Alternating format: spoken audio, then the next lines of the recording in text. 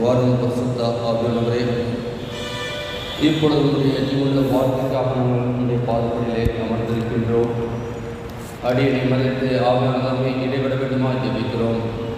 பேசுகிறவர்கள் நீங்கள் அல்ல, பிதாவின் ஆவியானவரே உங்கள் மூலமாய் பேசுவார் என்று சொல்லி சிசுகள் அனுப்பின தேவன் தாமே இப்பொழுதும் அடியனை மறைத்து இந்த வார்த்தை வெளிப்பட வேண்டுமா ஜெபிக்கிறோம். நீரை பேசும் நாங்கள் கேட்க அவளோடு காத்திருக்கிறோம். உடைய வசனமே சத்தியம் சுவாமி. ஆமென். கர்த்தருக்குள் பிரியமானவர்களே, கடவுளுடைய பிரதான கிருபையினாலே நாம் 4 மாதங்களை முடித்து 5ஆம் மாதத்திலே நாம் வந்திருக்கின்றோம். 5ஆம் மாதம் என்று சொல்லுகின்ற பொழுது அநேகருக்கு ஒரு மகிழ்ச்சியான காலம், விடுமுறை. அநேக நாம் பிளானோட கூட நாம் எங்கு செல்ல வேண்டும் என்று சொல்லி நாம் திட்டமிட்டிருக்கின்ற ஒரு நாட்களுக்குள்ளாக நாம் கடந்து வந்திருக்கின்றோம். ஆனால் ஆண்டவர் இந்த நாளில், இந்த மாதத்திலே நமக்கு கொடுக்கின்ற என்றால் நமக்கு நன்கு தெரிந்த ஒன்று, இந்த ஆண்டு ஒப்படைத்தலின் ஆண்டு. முன்னால் ஆண்டவருடைய பிள்ளைகள் ஆண்டவரிடத்திலே இந்த ஆண்டை ஒப்படைத்திருக்கின்றோம் என்று சொன்னால், ஒவ்வொரு மாதமும் நம் ஒவ்வொரு தலைப்பின் கீழாக ஆண்டவரிடத்திலே நம்மை ஒப்படைக்கும்படியாய் ஆண்டவர் விரும்புகின்றார். இந்த மாதத்திற்கு திருச்சபை கொடுத்திருக்கின்றது மெய் வாழ்வுக்கு ஒப்படைப்பு. இந்த 5ஆம் மாதம் மெய் வாழ்வுக்கு ஒப்படைப்பு. இதற்கென்று அவர்கள் கொடுத்திருக்கின்ற வசனம் நீதிமொழிகள் 28:20 முன்பகுதியை மட்டும் நம் நாளிலே நாம் எடுத்துக்கொள்வோம். உண்மையுள்ள மனுஷன் பரிபூர்ண ஆசீர்வாதத்தை பெறுவான். உண்மையுள்ள மனுஷன் பரிபூர்ண ஆசீர்வாதத்தை பெறுவான் என்று சொல்ற அந்த வசனத்தின் பின்பகுதியை நாம் பார்ப்போம் என்று சொன்னால், அங்கு ஒரு எச்சரிப்பின் செய்தியும் இருக்கின்றது. ஆனால் மாதத்தின் ஆரம்ப நாளாக இருக்கின்றதினால் நாம் இந்த மாதத்திலே ஒருவேளை பரிபூர்ணமான ஒரு ஆசீர்வாதத்தை நாம் பெற்றுக்கொள்ள நாம் அழைக்கப்பட்டவர்களாய் இருக்கின்றோம் என்பதை நாம் உணர்ந்து கொள்ள அழைக்கப்படுகின்றோம். அங்கு பார்க்கின்றோம், ஆசீர்வாதம் என்று சொல்கின்ற பொழுது நாம் பெறுகின்றதெல்லாம் ஆசீர்வாதம். ஆனால் பரிபூர்ண ஆசீர்வாதம் நாம் அநேக நேரங்களில் ஜெபிக்கின்றோம்ல, உங்களுக்கு பரிபூர்ண சுகத்தை கொடுக்கணும், பரிபூர்ண பலத்தை கொடுக்கணும், பரிபூர்ண ஆசீர்வாதத்தை பெற வேண்டும். உடல் ஆசீர்வாதத்தை நாம் பெற வேண்டும். அது எப்பொழுது பரிபூர்ணப்படுகிறது என்று சொன்னால், மற்றவர்களும் அந்த ஆசீர்வாதத்தை பெறுகின்ற பொழுதுதான் அது பரிபூர்ண ஆசீர்வாதமாய் வருகின்றது. அதை நாம் முதலாவது புரிந்து கொள்ள வேண்டும். மற்றவர்களும் அந்த ஆசீர்வாதத்தை பெறுகின்ற பொழுதுதான் ஆண்டவருடைய நாமம் மகிமைப்படுகின்றது. நாம் மட்டும் பெற்றுக்கொள்கிறது ஆசீர்வாதம். ஆனால் பரிபூர்ணமான ஆசீர்வாதம் என்பது நாம் பெற்ற அந்த ஆசீர்வாதம் மற்றவர்களும் பெரும்படியாய் இருக்க அழைக்கப்பட்டவர்களாய் இருக்கிறோம் என்பதை நாம் அறிந்து கொள்ள அழைக்கப்படுகின்றோம். இதற்கு ஆதாரமாக எடுத்துக்கொண்ட வேத வசனம் தானியேலின் புஸ்தகம் 6ஆம் அதிகாரம் 4ஆம் வசனத்தை வாசிப்போம். தானியேல் 6:4.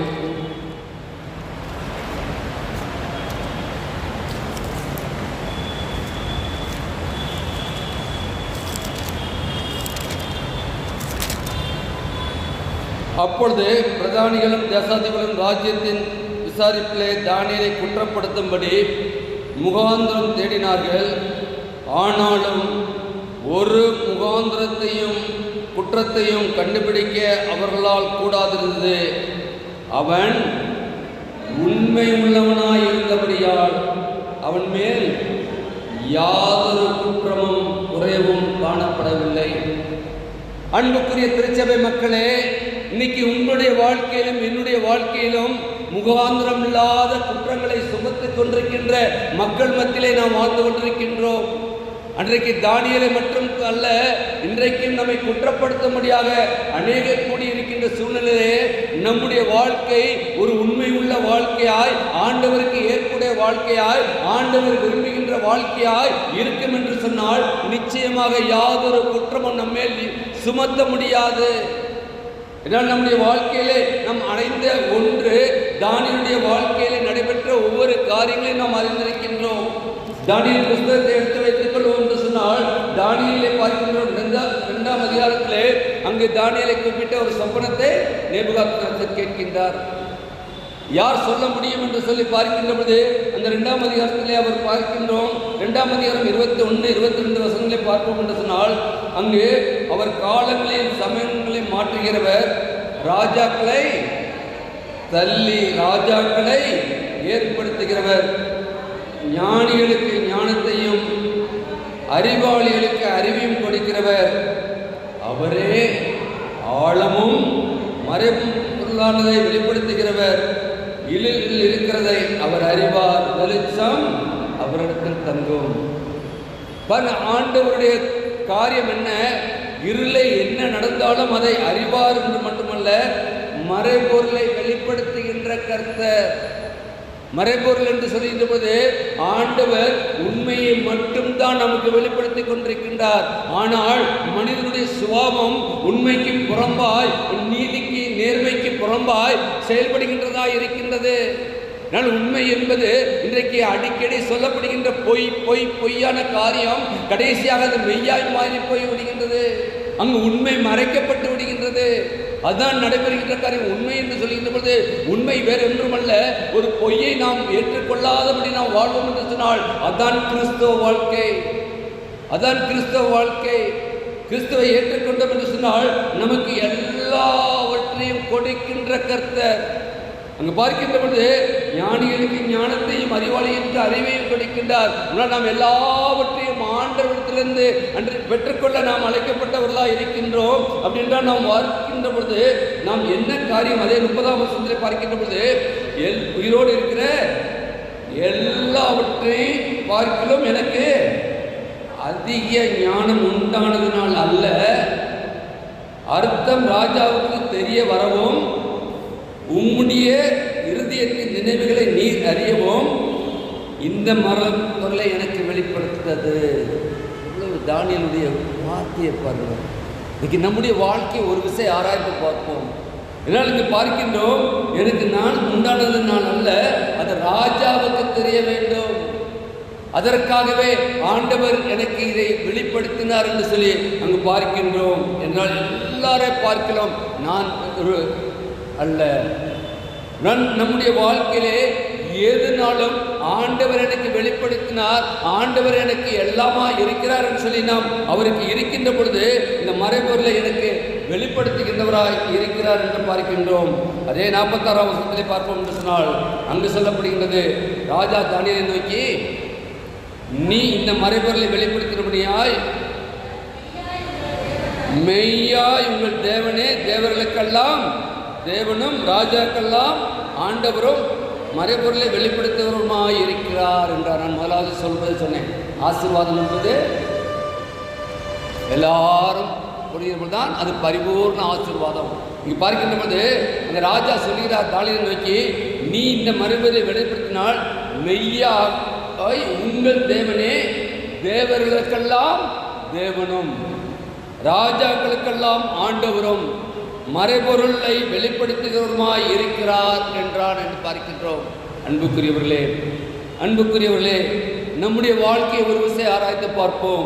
அன்றைக்கு தானியேலுடைய அந்த மறைபொருளை வெளிப்படுத்தின நிமித்தமாக ஆண்டவர் அந்த ராஜா சொன்ன வார்த்தை இன்றைக்கு நம்முடைய வாழ்க்கையிலே நாம் செய்கின்ற காரியங்களின் மூலமாய் இன்றைக்கு நம்மோடு கூட பணிபுரிகின்ற மக்கள், நம்மோடு கூட உடன் வசிக்கின்ற நம்முடைய தெருவிலே வீட்டிலே இருக்கின்ற மக்கள் அல்லது நம்முடைய திருச்சபையிலே இருக்கின்ற மக்கள், நீங்கள் ஆராதிக்கின்ற கர்த்தர் மெய்யானவர் என்று சொல்லி சாட்சி பகர்கின்றவர்களாய் நாம் வாழ்கின்றோமா? நம்முடைய வாழ்க்கை இருக்கின்றதா? மெய் வாழ்வுக்கு ஒப்படைப்பு என்று சொல்லி இருக்கின்றமே, நான் மெய்யான ஒரு வாழ்வுக்கு நம்மை ஒப்படைக்கின்றோம் என்றால் மெய்யான தேவன் அல்லவா மகிமைப்பட வேண்டும். நமக்கு அந்த மகிமை அல்ல, அந்த மகிமைக்கு உரியவர் ஒருவர் தான். அவருக்கு நாம் செய்கின்ற காரியம் அங்கு பார்க்கின்றார், அவர்தான் ராஜாக்களுக்கெல்லாம் ஆண்டவர். ஒரு ராஜா சொல்கின்றார், ராஜாக்களுக்கெல்லாம் ஆண்டவர். அது மட்டுமல்ல, மறைபொருளை வெளிப்படுத்துகிறவனாக இருக்கிறார் என்று பார்க்கின்றோம். யாக்கோபு 2ஆம் அதிகாரம் 24ஆம் வசனத்தில் பார்க்கின்ற போது, மனுஷர் விசுவாசத்தினாலே மாத்திரமல்ல கிரியையினாலும் நீதிமானாக்கப்படுகிறான் என்று நீங்கள் காண்கிறீர்களே. விசுவாசத்தினால் மாத்திரமல்ல கிரியையினாலும் உன்னை அங்கு பார்க்கின்றோம், நீதிமானாக்கப்படுகின்றார்கள் என்று காண்கின்றோமே. அப்படின்னா நம்முடைய கிரியைகள் எப்படிப்பட்டதாக இருக்கின்றது, நம்முடைய செயல்பாடுகள் எப்படிப்பட்டதாக இருக்கின்றது. கிரிகை என்று சொல்லுகின்ற போது நம்முடைய செயல்பாடுகள் சொல்லுகின்ற போது நாம் ஒவ்வொரு பாவ அறிக்கை செய்கின்றதுக்கு முன்பாக, ஆண்டவரே என்னுடைய செயல்பாடு, என்னுடைய நடக்கை, என்னுடைய பேச்சு, என்னுடைய காரியங்கள் எல்லாம் உமக்கு ஏற்றதா இருக்கிறதா? ஒருவேளை அப்படி இல்லை என்று சொன்னால் ஒரு விசை ஆண்டவரே நீ இந்த நேரத்திலே என்னை மன்னியும் என்று சொல்லி நாம் அர்ப்பணிக்கின்றோமே. அப்படி என்றால் நாம் நீதிமான் ஆக்கப்படுகின்றோம் என்று நீங்கள் காண்கிறீர்களே என்று சொல்லி அங்கே யாக்கோபு சொல்கின்றார். இன்னும் பார்க்கின்ற பொழுது 49ஆம் வசனத்தில் பார்க்கின்ற பொழுது, தானியேல் ராஜாவை வேண்டிக் கொண்டதின் பேரில் அவன் சாதராக்கி மேசாக் ஆபேத்நேகோ பாபிலோனின் மாகாணத்தின் காரியங்களை விசாரிக்கும்படி வைத்தான். ஹல்லேலூயா, ஹல்லேலூயா. ஆண்டவர் ஏற்படுத்தணுங்க. ஆண்டவர் நமக்கு கொடுக்கின்ற பொறுப்பிலே நாம் உண்மையுள்ளவர்களாக இருக்கின்றால், ஆண்டவர் யாரை கொண்டு என்ன செய்ய வேண்டுமோ ஏற்ற வேளையிலே செய்கின்ற கர்த்தரை நாம் ஆராதிக்கின்றோம். அன்றைக்கு தானியேலுடைய வாழ்க்கையிலே நடைபெற்றதன் மூலமாய் அங்கு சாதராக் மேசாக் ஆபேத்நேகோவிலே மாகாண காரியங்களை விசாரிக்க முடியாது ஏற்படுத்தினார் என்று பார்க்கிறோம். அது மட்டுமல்ல, தானியேலோ என்றால் ராஜாவின் ஒழு மண்டபத்திலே இருந்தான் என்று பார்க்கின்றோம். இவ்வளவு பெரிய உயர்ந்த ஸ்தானத்திலே அவன் வைக்கப்பட்டான் என்று பார்க்கின்றோம். அதற்கு காரணம் என்ன? ஆண்டவருடைய காரியங்களுக்கு தன்னை அர்ப்பணித்தான். அது மட்டுமல்ல, அங்கு பார்க்கின்ற பொழுது தன்னை முற்றிலுமாக தாழ்த்தினான். அந்த 30ஆம் வசனத்தில் தாழ்த்தினான். உயிரோடு இருக்கிறவங்க எல்லாவற்றையும் நான் பெரிய ஆள் அல்ல என்றால் அது நானும் நான் அல்ல, ராஜாவுக்கு வெளிப்படுத்த முடியாது என்னை ஏற்படுத்தினார். இதுதான் நாங்கள் நம்முடைய வாழ்க்கையாக இருக்க வேண்டும். இன்னைக்கு நாம் எவ்வளவாய் நம்மை பெருமை பாராட்டி கொண்டிருக்கின்றோம். நம்முடைய காரியங்களை நான் தான் என்று சொல்லி நாம் முன்னிறுத்தி கொண்டிருக்கின்றோமே. ஆண்டவரை முன்னிறுத்துகின்ற பொழுதுதான் ஆண்டவர் நமக்கு கொடுக்கின்ற அந்த ஆசீர்வாதத்தை நாம் பெற்றுக்கொள்கின்றோம். அந்த ஆசீர்வாதத்தின் மூலமாய் ஒரு பரிபூர்ண ஆசீர்வாதத்தை இந்த ராஜா சொல்கின்றார். பார்க்கின்ற பொழுது அங்கு சொல்கின்றார். 28-29 வாசிக்கலாம். 3ஆம் 49.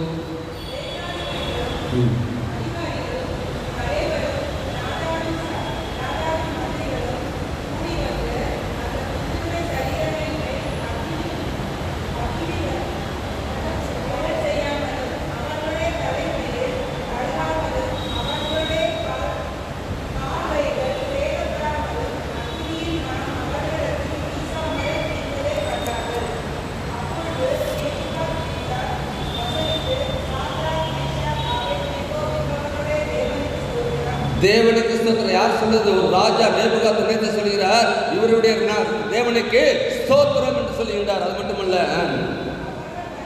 அவர்கள் தம்முடைய தேவனை தவிர வேற தேவனையும் சேவியாமல் பணியாமல் அவரே நம்பி ராஜாவின் கட்டளை தள்ளி தங்கள் சரியங்களை ஒப்புக் கொடுத்ததினால் அவர்கள் தமது தூதனை அனுப்பி அவர் தமது தூதனை தம்முடைய தாசரை விடுவித்தார். ஹல்லேலூயா, ஹல்லேலூயா. ஏனென்றால் அன்றைக்கு பார்க்கின்ற பொழுது அங்கே சொல்லுகின்றார் 3ஆம் அதிகாரம் 14 நாங்கள் ஆராதிக்கிற தேவன் எங்களை தப்புவிக்க வல்லவராயிருக்கிறார். ஒருவேளை தப்புவிக்காது போனாலும் நீ வைத்த ஆண்டவர் மேல் அவர் வைத்திருந்த அந்த அசைக்க முடியாத நம்பிக்கை, விசுவாசம் இன்னைக்கு கிறிஸ்தவர்கள் மத்தியிலே காணப்பட வேண்டும். ஆண்டவர் அன்றைக்கு மட்டுமல்ல, இன்றைக்கும் ஜீவிக்கின்ற ஆண்டவராய் இருக்கின்றார். மரித்தேன் சதா காலமும் உயிரோடு இருக்கின்றேன் சொன்ன கர்த்தர் இன்றைக்கு ஆண்டவர் இன்றைக்கு நம்மோடு கூட இடைவெளிகின்றவராய் இருக்கின்றார். நம்மை ஒப்படைக்க வேண்டும். மெய் வாழ்வுக்கு ஒப்படைத்திருக்கோம். ஏதோ ஒரு வாழ்க்கை வாழ்ந்து விட்டமல்ல, மெய்யை சொல்கின்ற பொழுது உண்மை உள்ள வாழ்வுக்கு நம்மை ஒப்படைக்க வேண்டும். அப்பொழுதுதான் உண்மையுள்ள மனுஷன் பரிபூர்ண ஆசீர்வாதத்தை பெறுவான். உண்மையுள்ள மனுஷன், உண்மையுள்ள வாழ்வு யாரிடத்திலே காணப்படுகிறது என்பதை ஆண்டவர் அறிந்திருக்கின்றார். அந்த அறிந்திருக்கின்ற ஆண்டவரை தான் இன்றைக்கு நீங்கள் நானும் ஆராதித்துக் கொண்டிருக்கின்றோம் என்பதை நாம் அறிந்து கொள்ள அழைக்கப்படுகின்றோம். அது மட்டுமல்ல, இன்றைக்கு பார்க்கின்ற பொழுது அதற்கு பிற்பாடு நடைபெற்ற காரியங்களை நாம் அறிந்திருக்கிறோம். தானியேலுடைய வாழ்க்கையிலே 6ஆம் அதிகாரத்தை எடுத்து வைத்துக் கொள்ளணும் சொன்னால், அந்த தானியேலுடைய வாழ்க்கையில் நடைபெற்ற ஒவ்வொரு காரியங்களையும் பார்க்கின்ற பொழுது ஆண்டவர் பார்க்கின்றோம், அவன் உண்மை உள்ளவனாக இருந்தபடியால் அவன் மேல் யாதொரு குற்றம் சொல்லல, ஒன்றும் பண்ண முடியல. கடைசியாக என்ன பண்ணுறாங்க? அவன் 10ஆம் வசனத்தில் அங்கே தான் முன் செய்து வந்தபடியே, நல்லா இது 10ஆம் வசனத்து பின்பகுதி என்ன செய்கிறான்? தானியனை பின்பகுதி அவன் இல்லை செய்து வந்தபடியே தினமும் 3 வேளையும் தன் தேவனுக்கு முன்பாக முழங்கால் படியிட்டு ஜெபம் பண்ணி ஸ்தோத்திரம் பண்ணினான். அது நல்லா அண்டர்லைன் பண்ணி வச்சுக்கோங்க.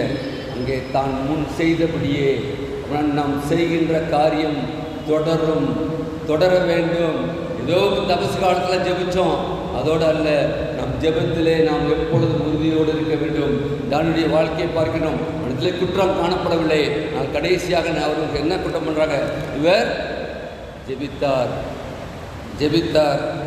அதுக்கு என்ன நடைபெற்றது நமக்கு தெரியும். சிங்க கபில போடுறாங்க. உடனே நடைபெற்ற காரியம் என்ன? அதே ராஜா சொல்லி போட்ட மாத்திரத்திலே 16ஆம் வசனத்தை வாசிக்கலாம். அப்பொழுது ராஜா கட்டளையிட்டபடி அவர்கள் தானியேலை கொண்டு வந்து அவனை சிங்கக்கபிலே போட்டார்கள். ராஜா தானியேலை நோக்கி,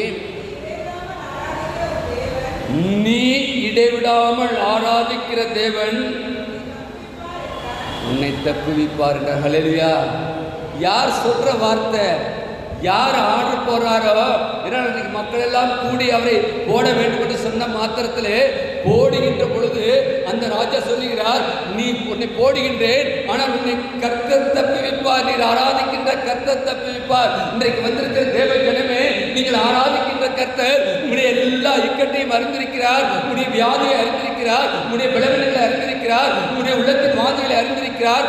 எல்லாவற்றிலிருந்து உங்களுக்கு ஒரு விடுதலையை இந்த நாளில் கொடுக்க சித்தமுள்ளவராக இருக்கின்றார். விசுவாசத்தோடு நீங்கள் அமர்ந்திருப்பீர்கள், விசுவாசத்தோடு தேவனுடைய சிலுவை நீங்கள் நோக்கி பார்க்கணும்னு சொன்னால் நிச்சயமாக அன்றைக்கு அந்த ராஜா அறிக்கை செய்த அந்த அறிக்கை நம்முடைய வாழ்க்கையிலே வெளிப்பட போகின்றதா இருக்கின்றது. அங்கே பார்க்கின்ற பொழுது இடைவிடாமல் ஆராதிக்கின்ற கர்த்தர். 22ஆம் வசனத்தில் என்ன நடக்கிறது? சிங்க கபில போட்டாச்சு. நடைபெற்ற காரியம் என்ன? சிங்கலனை சேதப்படுத்தாதபடி தேவன் தம்முடைய தூதனை அனுப்பினார். அவைகளை வாயை கட்டி போட்டார். அதே வென்றால் அவருக்கு முன்பாக நான் குற்றமற்றவராய் காணப்பட்டேன். ராஜாவாகிய உமக்கு முன்பாகவும் நீதிகேடு செய்யவில்லை. பாருங்க எவ்வளவு பெரிய அவன் ஒரு குற்றம் செய்யவில்லை. நம்முடைய ஆண்டவராக இயேசு கிறிஸ்துவின் வாழ்க்கையை நாம் பார்க்கின்ற பொழுது அவரும் ஒரு குற்றம் செய்யவில்லை. பிளாட் சொல்கின்றார், இடத்துல நான் ஒரு குற்றமும் அறியேன். ஆனால் கடைசியாக நடைபெற்றது, அவர் தன்னை சிலுவை மரணம் இருந்தும் ஒப்பு கொடுத்தார் என்று பார்க்கின்றோம். அப்படின்னா இன்றைக்கு உண்மையாய் நாம் நடக்கின்ற பொழுது நமக்கு மரணம் வந்தாலும் கூட நம்முடைய உண்மைத்தன்மையிலே நம்முடைய மெய் வாழ்வு ஆண்டவரோடு கூட இருக்கின்ற வாழ்வு. இந்த உலக வாழ்வு சாஸ்வதம் அல்ல. இந்த உலகத்திலே நாம் வாழ்ந்தது நாட்கள் கொஞ்சம், ஆனால் ஆண்டவரோடு நித்திய காலமாக இருக்க போகிற இந்த மெய்யான வாழ்வுக்கு நம்மை ஒப்பு கொடுக்கத்தான் இந்த நாளில் அழைக்கப்படுகின்றோம். அதனால் ஒரு பரிபூர்ண ஆசீர்வாதத்தை பெற வேண்டும் என்று சொன்னால் இன்றைக்கு பார்க்கின்றோம். அதுக்கு பரிபூர்ண ஆசீர்வாதம் எப்பொழுது கிடைக்கின்றது? என்ன நமக்கு முன்னாலே சொன்னேன், ஆசீர்வாதம் என்பது நாம் மற்றவர்கள் எல்லாரும் பெற்றுக்கொள்கின்ற பொழுது அது பரிபூர்ணம். நான் ராஜா என்ன பண்றாரு? 26ஆம் வசனத்தை வாசிக்கலாம். என் ராஜ்யத்தின் ஆலயத்துக்குள் எங்குள்ளவர்கள் யாவரும் தானியேலின் தேவனுக்கு முன்பாக நடுங்கி பயப்பட வேண்டும் என்று என்னாலே தீர்மானம் பண்ணப்படுகிறது. அவர் ஜீவனுள்ள தேவன். யாரு? ஒரு ராஜா அறிக்கை செய்கிறார், அவர் ஜீவனுள்ள தேவன், அவர் என்றென்றைக்கும் நிலைத்திருக்கிறார், அவருடைய ராஜ்யம் அழியாதது, அவருடைய கர்த்தத்துவம் முடிய புரிந்தும் நிற்கும். இவ்வளவு பெரிய பரிபூர்ண ஆசீர்வாதம் சொல்லி நாம் பெற்றுக்கொள்கின்ற ஆசீர்வாதம் அல்ல, நாம் செய்கின்ற காரியம் ஆசீர்வாதத்தின் மூலமாக மற்றவர்கள் பெறுகின்ற பொழுதுதான் எல்லாரும் பாருங்க, தானியேலின் தேவன் தான் ஜீவனுள்ள தேவன். ஆனால் அவன் என்ன பண்றான்? அவன் ஜெபித்தது நிமித்தமாய் அவன் சிங்கக்கபிலே போடப்படுகின்றான். ஆனாலும் கூட கர்த்தர் தூதனை அனுப்பினார் என்று பார்க்கின்றோம். முதலாவது நேபுகாத்நேசருடைய தூதனை அனுப்பினார் என்று பார்க்கின்றோம். இன்றைக்கு தானியேலுடைய வாழ்க்கையிலும் தூதனை அனுப்பினார் என்று சொன்னால் இங்கு வந்திருக்கிற தேவனுடைய பிள்ளைகளே, ஆண்டவரை நம்பி வந்திருக்கிற உங்களுடையக்காகவும் எனக்காகவும் ஆண்டவர் ஒரு தூதனை அனுப்புவார். தேவதூதர்கள் நம் மத்தியிலே இறங்கி வருவார்கள். நாம் இருக்கின்ற இடங்களிலே தேவதூதருடைய ஆளுகையை நாம் காண முடியும். அவருடைய பாதுகாப்பை நாம் உணர முடியும். ஆண்டவர் நமக்கு வரக்கூடிய எந்த பாடுகள் இருந்தாலும் அவருடைய தூதர்களை அனுப்பி நம்மை பாதுகாப்பார். எல்லா நிலைகளிலும் எங்கு வேலை செய்தாலும், எங்கு படுத்து தூங்கினாலும் கூட, நாம் தூங்கினாலும் கூட, இரவும் பகலும் தூங்காத ஆண்டவர் நம்மோடு கூட இருப்பார். அவர் தூதரை அனுப்பி நம்மை பாதுகாப்பார் என்பதை நாம் அறிந்து கொள்ள அழைக்கப்படுகின்றோம். அதான் பரிபூர்ண ஆசீர்வாதம். பரிபூர்ண ஆசீர்வாதம். ஏதோ பரிபூர்ணம். இன்னைக்கு அநேக பேர் பார்த்தீங்கன்னா பரிபூர்ணம் வச்சிருப்பாங்க.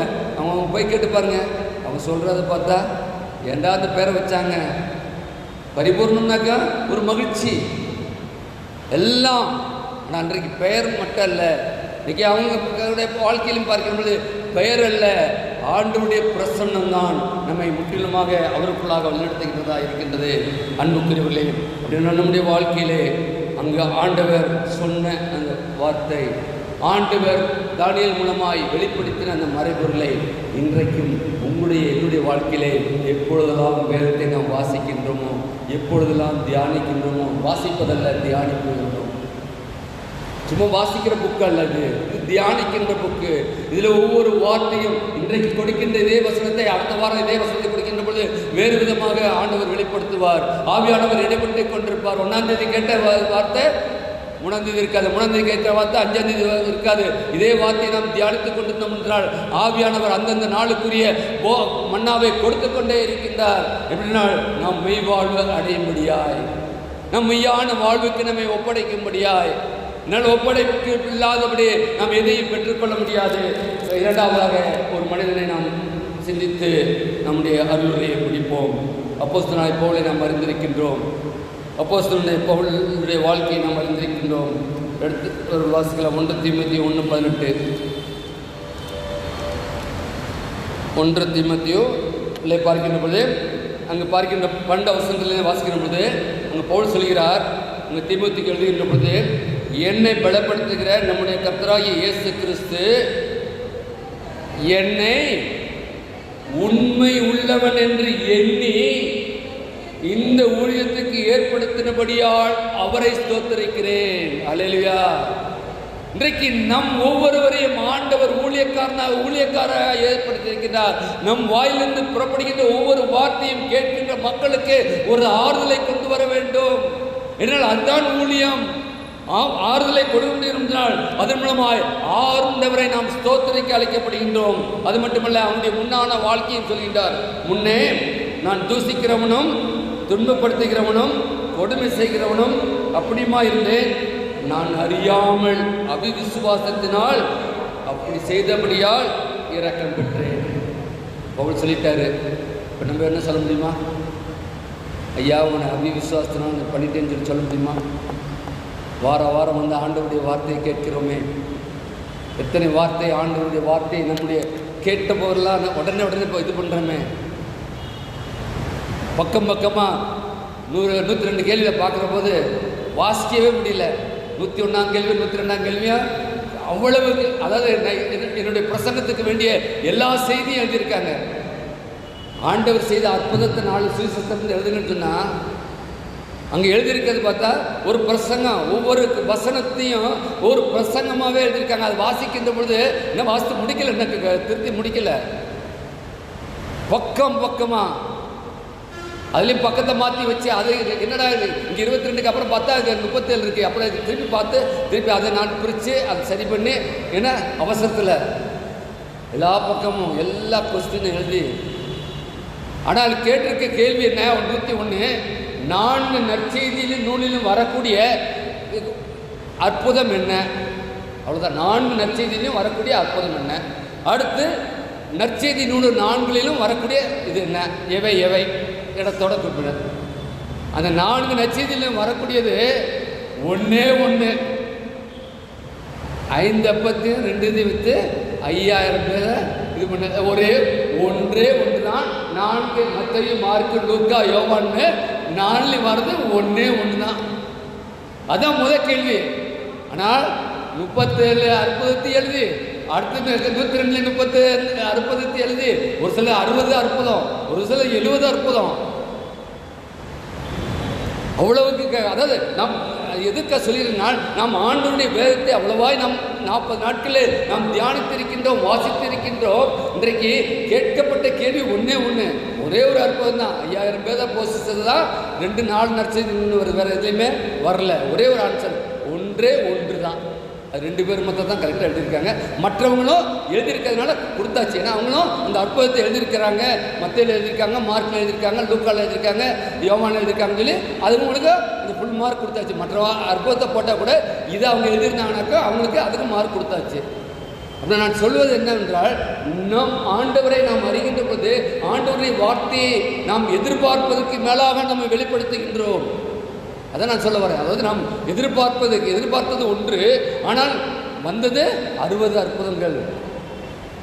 அன்புக்குரியவர்களே, அப்படின்னு நீங்கள் பார்க்கின்ற போது அங்கே சொல்கின்ற காரியம், அங்கு உண்மை உள்ளவன் என்று அன்னி, அது மட்டுமல்ல 15ஆம் வசனத்தை சொல்கின்ற பொழுது, பாவிகளை ரட்சிக்க கிறிஸ்து இயேசு உலகத்தில் வந்தார் என்கிற வார்த்தை உண்மையும் எல்லாம் அங்கீகரித்து பார்த்தோம்னு, அவர்களில் பிரதான பாவி நான். யார் சொல்கிற வார்த்தை? யார்? பவுல் சொல்கிறார். அப்போஸ்தலனாகிய பவுல் சபைகளை நிறுவினவர், சபைகளுக்கு வழிப்படுத்தினவர், அநேகரை ஆண்டவர்களுக்கு வழிநடத்தினவர், எல்லாரையும் சொல்லிட்டு நான் பிரதான பாவி நான். எவ்வளவு தாழ்மை! அன்றைக்கு தானியேலுக்கு தாழ்மைப்படுத்தினான். எல்லா உயிரோடு இருக்கிறவர்கள் நான் அல்ல, ஆண்டவர் இதை என் மூலமாய் வெளிப்படுத்தினார். ஆனால் யார் மூலமாக ஆண்டவர் வெளிப்படுத்தின சித்தமாக இருக்கிறாரோ அவர்களை அழைத்தும் இருக்கிறார். அவர் உண்மையாக அந்த வார்த்தையை கொடுத்து கொண்டு இருக்கின்றார். அப்படி என்றால் இன்றைக்கு சொல்கின்ற பொழுது அவர் பிரதான பாவி நான். இதுதான் ஆண்டவர் எதிர்பார்க்கின்றது. ஆண்டவருடைய திருச்சமூகத்தில் வருகின்ற பொழுது நம்மை குறித்து நாம் மேன்மை பாராட்ட அழைக்கப்பட்ட மக்கள் அல்ல. அப்படி என்றால் நாம் உலகம் பிரகாரம் ஒரு வாழ்க்கைக்குள்ளாக வாழ்ந்து கொண்டே இருக்கின்றோம். மெய் வாழ்வு என்பது ஆண்டவரைக்காக உண்மை உள்ள ஜீவியம் ஜீவிக்கின்ற பொழுதுதான் ஆண்டவருடைய பலிபடத்திலே நாம் முழங்கால் படுகின்ற பொழுது உண்மையுள்ள தேவன், நான் உண்மை உள்ளவராக இருக்கிறது போல நீங்களும் உண்மை உள்ளவராய், நான் நீதி உள்ளவராக இருக்கிற போல நீங்கள் நீதி உள்ளவராக இருங்கள். ஆண்டவர் சொல்கின்றதெல்லாம் பார்க்கின்ற பொழுது, அவளுடையார் சொல்கின்ற பொழுது ஒவ்வொரு இதிலையும் பார்க்கின்ற பொழுது இது உண்மை உள்ள வார்த்தை. வாசித்து பாருங்க, உண்மை உள்ள வார்த்தை. ஒவ்வொரு தீமோத்தேயுக்கு சொல்லி முடிச்சுட்டு இது உண்மை உள்ள வார்த்தை, உண்மை உள்ள வார்த்தை என்று சொல்லி அவர் முடிப்பதை நாம் பார்க்க முடியும். நல்ல அன்புக்குரியவர்களே, நம்முடைய வாழ்க்கையிலே நாம் எப்படியாக வாழ்ந்து கொண்டிருக்கின்றோம், நம்முடைய வாழ்க்கையிலே நாம் எப்படியாக வாழ்ந்த அழைக்கப்பட்டவர்களாக இருக்கின்றோம். அதே 1 தீமோத்தேயு 1:18 பார்க்கின்ற பொழுது அங்கு பார்க்கின்ற குமாரனாகிய தீமோத்தேயுவே, 1 தீமோத்தேயு 1:18 உன்னை குறித்து முன் உண்டான திருத்தத்தின்படியே நீ அவைகளுக்கு முன்னிட்டு நல்ல போராட்டம் பண்ணும்படி இந்த கட்டளை ஒப்புவிக்கிறேன். நீ விசுவாசமும் நல் மனச்சாட்சியும் உடையவனாயிரு. கிறிஸ்தவ வாழ்க்கை என்பது என்னது? போராட்டம் உள்ள வாழ்க்கை. அதான் போராட்டம். நல்லதொரு போராட்டத்தை போராடினேன், ஓட்டத்தை முடித்தேன். கடைசியாக புஸ்தகம் பவுல் சொல்லும்போது விசுவாசத்தை காத்துக்கொண்டேன், இது முதல் நீதியின் கிரீடம் எனக்காக வைக்கப்பட்டிருக்கிறது. முன்னால் ஆண்டவரை ஏற்றுக்கொள்கின்ற பொழுது போராட்டங்கள் உண்டு, ஆனால் போராட்டங்களின் மத்தியிலும் நமக்கு விடுதலை உண்டு. ஹல்லேலூயா, ஹல்லேலூயா. இல்லை, போராட்டமே இல்லாத வாழ்க்கை கிறிஸ்தவ வாழ்க்கை இல்லை. போராட்டத்தின் மத்தியிலும் கூட அவங்க சொல்கின்ற தீமோத்தேயு சொல்கிறார், நீ நல்ல போராட்டம் பண்ணும்படி இந்த கட்டளைகளை உனக்கு ஒப்புவித்தேன். விசுவாசம் நல் மனசாட்சியும் உடையவனாயிரு. ஆனால் நம்முடைய மனசாட்சியை நாம் அறிந்து, இன்னைக்கு மனசாட்சியை சுத்தமாக நிறைய மக்களுடைய வாழ்க்கையை பார்க்கின்ற போது, அவங்களுடைய செயல்பாடுகளை பார்க்கின்ற போது, இவர்களெல்லாம் மனசாட்சியோடு செயல்படுகின்றார்களா? சொல்கிறோமா இல்லையா? சொல்கிறோமா இல்லை? இவங்களுடைய வாழ்க்கை ஒரு சில மக்களை நாம் பார்க்கின்ற போது இவர்களுக்கெல்லாம் மனசாட்சியோடு கூட மனசாட்சி நிச்சயமாக சொல்லும். என்னால் ஆண்டவருடைய திருச்சமூகத்திலே வந்து என்னால் ஆண்டவரை அறியாத மக்கள் அப்படி இருக்கலாம், ஆண்டவரை அறிந்திருப்போம் என்று சொன்னால் நம்முடைய மனசாட்சி நீ போகிற பாதை தப்பு, நீ செய்கிற காரியம் தப்பு, நீ பேசுகிற பேச்சு தப்பு, அப்படின்னா நல் மனசாட்சியை நீ காத்துக்கொள் என்று சொல்லி தீமோத்தேயுக்கு சொல்லினார்கள் சொன்னால், நம்முடைய வாழ்க்கையிலே நல் மனசாட்சி உடையவனாய் இருக்க நாம் அழைக்கப்பட்டவர்களாக இருக்கின்றோம். அன்புக்குரியவர்களே, அந்த 3ஆம் அதிகாரத்தை பார்த்தீங்கன்னா எப்படி நம்முடைய ஊழியம் இருக்க வேண்டும் என்று சொல்லி பார்க்கின்றோம். அது மாடலில் 2 தீமோத்தேயுவிலே 4:14 சொல்கின்ற போது அங்கு பார்க்கின்ற வார்த்தையை பாருங்கள். 2 தீமோத்தேயு 4:17 கர்த்தரோ எனக்கு துணையாக நின்று என்னாலே பிரசங்கம் நிறைவேறுவதற்காகவும் புரஜாதியர் எல்லாரும் கேட்கிறதற்காகவும் என்னை பலப்படுத்தினார். பாருங்க, பவுல் என்ன சொல்றார்? சிங்கத்தின் வாயிலிருந்து நான் ரட்சிக்கப்பட்டேன். ஏதோ தானியேலை மட்டும் சிங்கத்தின் வாயிலிருந்து ரட்சித்த கர்த்தர் அல்ல. இங்க பவுல் சொல்கிறார், சிங்கத்தின் வாயிலிருந்து நான் ரட்சிக்கப்பட்டேன். எதற்காக? கர்த்தரோ எனக்கு துணையாக நின்று என்னாலே பிரசங்கம் நிறைவேறுவதற்காகவும், கர்த்தருடைய வார்த்தையை சொல்வதற்காகவும், புரஜாதியர் எல்லாரும் கேட்கிறதற்காகவும் என்னை பலப்படுத்தினார். என்னுடைய பலவீனங்களை அறிந்திருக்கின்றோம். அப்போஸ்தலனுடைய வாழ்க்கையிலும் ஒரு முள் குற்றப்பட்டு இருந்தது. அந்த முள் என்னை விட்டு நீங்கும்படி அவர் 3 முறை வேண்டும் பொழுது கர்த்தர் சொன்ன வார்த்தை என்ன? என் கிருபை உனக்கு போதும், உன் பலவீனத்திலே என் பலன் பூர்ணமாய் விளங்கும். அல்லேலூயா, அல்லேலூயா. இன்னைக்கு நாம் எல்லாரும் பலவீனம் உள்ளவர்கள். இன்னைக்கு நடக்கிற காரியங்களை பார்க்கின்றோம். இன்னைக்கு இருக்கிற கால சீதோஷத்தை பார்க்கின்றோம். வெளியே வர முடியுதா? கேட்டு பார்த்தோம்னா எத்தனையோ ஆண்டுகளுக்கு குறிப்பாக எவ்வளவு இதிலையும் மக்கள் அலைகின்றார்கள். ஆனால் நம்மால் வெளியே வர முடியவில்லை. இதிலையும் நடு ரோட்டில் எந்த விதமான ஒரு செட்டும் இல்லாதபடி இன்றைக்கு வியாபாரம் பண்ணி கொண்டிருக்கிற வியாபாரிகள் உண்டு. ஏன்னா அது வித்தாதான் அவர்களுக்கு அன்றைய தினம் அவர்கள் குடும்பம் நடத்த முடியும். அப்படி என்றால் இன்றைக்கு நம்முடைய வாழ்க்கையை ஆண்டவர் ஆசீர்வதித்திருக்கின்றார், அவர்களையும் பாதுகாத்து வருகிறார். அதற்காக நம்ம ஆண்டவர் பாருங்க, அது நடு பாலத்தில் பார்த்தீங்கன்னாக்கா நொங்கு பதனி வச்சு நிற்பாங்க, உட்காந்துருப்பாங்க. எப்படி? உச்சி வெயில்ல பார்க்குற போது நமக்கு ஒரு எவ்வளவு, நாம் போகிறது ஏசிக்காராக இருக்கும், இல்லது நாம் போகிறது பஸ்ஸாக இருக்கும். ஒரு நிமிஷம் நம்மளால் அந்த பஸ் ஸ்டாண்டில் ஒரு செட் இல்லாமல் நிற்க முடியாது. ஆனால் அவர்களுக்கு வந்து ஒரு 10 மணிக்கு அங்கே இறக்கி விட்டு போயிட்டாங்கன்னா சாயங்காலம் 6 மணிக்கு தான் வந்து ஏற்றிட்டு போவாங்க. அது வரைக்கும் அவர்கள் இருப்பது எந்த விதமான ஒரு செட்டும் கிடையாது. அவர்களிடத்தில் கேட்டேன், அவர் குடை வச்சுக்கலாம்னா குடை வச்சுக்கலான்னு போலீஸ் சொல்லியிருக்காங்க. வச்சுட்டாக்கா அப்படி பெர்மனெண்ட்டாக வச்சுருக்கீங்க, அது இது பண்ணக்கூடாதுன்னு. ஒரு கொடை கூட இல்லாத ஒரு செட்டில் இருக்கின்ற ஒரு சூழ்நிலை வாழ்ந்து கொண்டிருக்கின்ற மக்கள். ஆனால் ஆண்டவர் இன்றைக்கு நம்மை கிருபையாய் வழிநடத்தி வருகின்றார் என்று சொன்னால் நாம் எல்லாரும் இணைந்திருக்கின்ற பொழுது ஆண்டவருடைய நாமம் மகிமைப்படுகின்றது. ஆண்டவருடைய நாமம் மகிமைப்படுகின்ற பொழுது அங்கு பார்க்கின்ற ஒவ்வொரு காரியத்திலும் என்றால் அங்கு பார்க்கின்றோம் 3ஆம் வசனத்தில் பார்க்கின்ற பொழுது நாம் எதில் நிலைத்திருக்க வேண்டுமா? 3:14 2 தீமோத்தேயு 3:14 நீ கற்று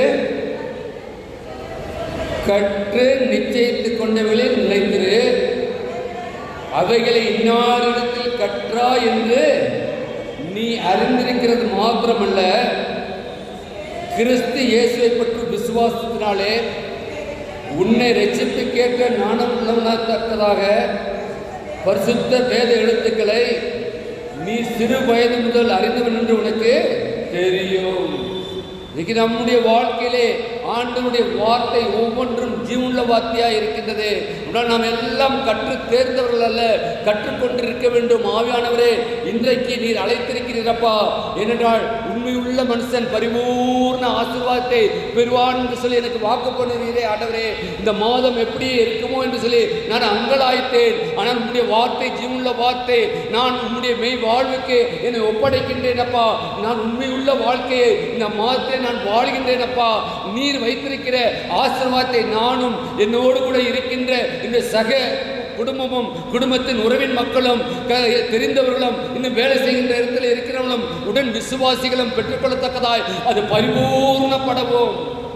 யாரெல்லாம் ஆண்டவரிடத்திலே வந்தார்களோ ஆண்டவர் ஒருவரையும் புறம்பே தள்ளாத தேவன்.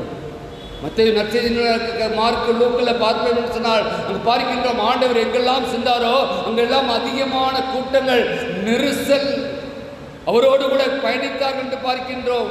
திரளான ஜனங்கள் அவருக்கு பின் சென்றார்கள். ஏனால் அவர்களுக்கு தான் அற்புதங்களும் அதிசயங்களும் காண முடிந்தது. அவர் அற்புதத்தின் தேவனாய் அவருக்கு இருந்தார். அவர் சொல்ல நடந்தது, அவர் கட்டளையிட நடந்தது என்று நாம் பார்க்கின்றோம். திரளான ஜனங்கள் இயேசுவுக்கு பிட்டு சென்றார்கள் சொல்லி வேதவசனம் சொல்கின்றது.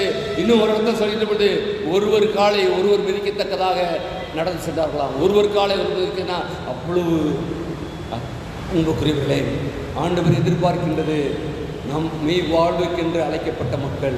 ஆனால் நம்மை ஒப்படைக்க வேண்டும். ஒப்படைக்காத ஒரு வாழ்வு மெய்வாழ்வாக இருக்காது. என்னால் நாம் ஆராதிக்கின்ற தேவன், ஆண்டவரே இயேசுவே, உண்மை இடத்திலே என்னை ஒப்புவிக்கின்றேனப்பா, நீர் உண்மை உள்ளவர் போல நானும் உண்மையாய் உடைய பாதப்படியில் என்னை அர்ப்பணிக்கின்றேனப்பா. ஏற்றுக்கொள்ளும் ஆண்டவரே, ஏற்றுக்கொள்ளும் ஆண்டவரே.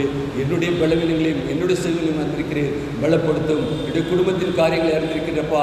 அது எல்லாவற்றையும் நீர் எனக்கு ஆசீர்வாதமாய் மாற்றித்தாரோம். அதன் மூலமாய் கர்த்தாவே என் குடும்பம் மட்டுமல்ல, என்னை சுற்றி இருக்கின்ற மக்கள் எல்லாம் யாரெல்லாம் தேடி வருகிறார்களோ எல்லாரும் பரிபூர்ண ஆசீர்வாதம் பெறும்படியாய் ஆண்டவரே நீர் வழிநடத்தும் என்று சொல்லி அவருடைய பலிபீடத்திலே நம்மை அர்ப்பணிப்போம். நல்லது பலிபீடம் என்பது ஆண்டவர் எதிர்பார்க்கின்றது. பலிபீடத்தில் அர்ப்பணிக்க வேண்டும். அன்றைக்கு ஆபிரகாம் ஈசாக்கை பலியிட சென்றாரு. பலியிட சென்றதை நாம் அறிந்திருக்கின்றோமே. எல்லாரையும் விட்டு தன் மகனை மட்டும் அழைத்து கொண்டு சென்றார். ஆனால் அவன் சொல்லுகின்ற காரியம், பலிக்கு எல்லாம் இருக்கின்றது, பலிக்கு ஆடு எங்கே? ஒரு தகப்படத்திலே ஒரு மகன் கேட்கின்ற பொழுது, பலிக்கு எல்லாம் இருக்கிறது, ஆடு எங்கே? அவன் சொன்ன வார்த்தை, கர்த்தர் பார்த்துக் கொள்வார். ஹல்லேலூயா.